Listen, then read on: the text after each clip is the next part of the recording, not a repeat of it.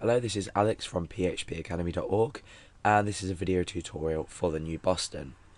Now, in this video tutorial, we're going to get to grips with the basics of creating a PHP file, what extension we're going to give it, and how we're going to set up the inside of the file to ensure that our web server deals with it correctly. Because PHP isn't part of our web server package, we may need to specify in Apache to look out for PHP files, and you can do this in your http.conf file that we've already looked at when we've set up our Apache installation. Now, PHP is server-side, so whatever you write in between PHP tags will not be able to be viewed by people. Usually, when you create an HTML document, you'd start with your HTML tags. You'd obviously do it much more correctly than this, but you'd start with your HTML tags. You'd create your body tags, and different information and different functionality of the page will go in different places. Now, in PHP, it's a lot more loosely structured, and the way we do things is we use PHP tags. Now, on their own, PHP tags look like this. So you can see that it is it's a mirror image of a less than sign first of all, then a greater than sign at the end here. In between are these question marks, and then just the words PHP. It can also be specified like this. Now, this might look a bit odd to you at first. However, what we actually do is just after PHP here, we come down and everything we want to write in PHP goes in here. So every time you set up a new page and you want to include some level of PHP in it, for example, you can combine PHP and HTML in a page.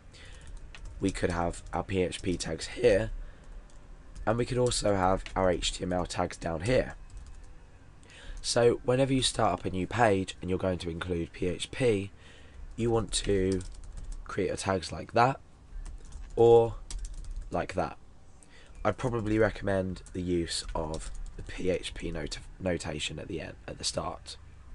So these are your PHP tags. PHP code will go inside here. So how do we go about saving our file so it can be interpreted properly by our web browser, or our web server, So we go ahead and we save the file. Now, I have a folder inside my htdocs folder called series, and this is where the videos, or the code for the videos for the whole series, will go. I've created a particular folder here called first file. So this is how we're going to access it in our web browser. We're going to go to localhost, series, first file, and then we're going to have our file name here. So let's just call this document let's say, we'll call it index.php, because typically an Apache installation will take an index.php and index.html files as default files to be loaded inside a folder. And by that, I mean, if your file is named anything else, so I'm going to call this just for file.php for now. Remember, we're using .php. You can, just to be sure, choose all files here and enclose that in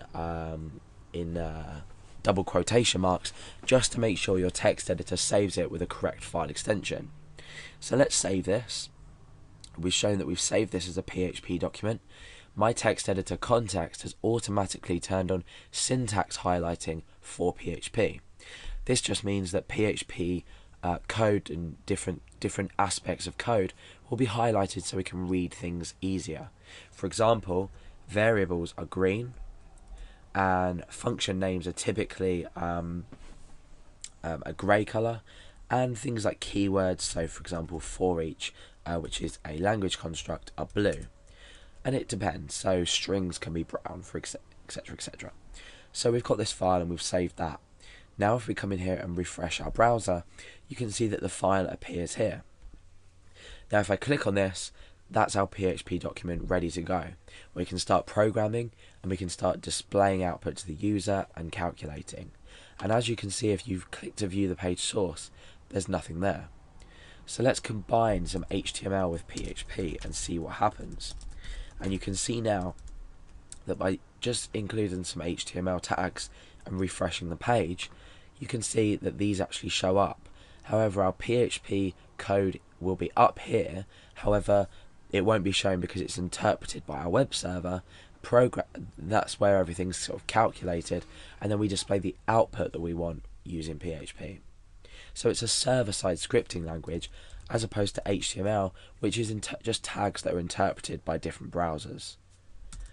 Okay, so like I said earlier, you can name your file and give it a specific file name, or you can choose to name it index.php. So I'm going to start up some PHP tags, and I'm going to save this as index.php. Now, this is in this directory if we go back, so when I refresh, index.php will automatically be opened. We won't have this index of /series/first file. We won't be able to see the files. We'll just be presented with the index.php page. And to test this, I'm going to use a simple command in PHP to demonstrate this. I'm going to say echo, and this is my output. There's a tutorial on echo and what it does, or you'll see what it does, but how it works and a bit more information about it. So for now, I'm just going to be outputting this to the screen. So let's refresh the page. You can see that we've automatically gone to index.php. My browser doesn't show it up here, but let's just type that in manually so we can definitely see. So the page, it's automatically gone to index.php. If I just choose to go to the file, the folder is exactly the same. So these are different conventions of naming files. If you name something anything else other than what's specified, index.php and index.html I think are default specified in an Apache configuration. However, normal files are not named to open by default.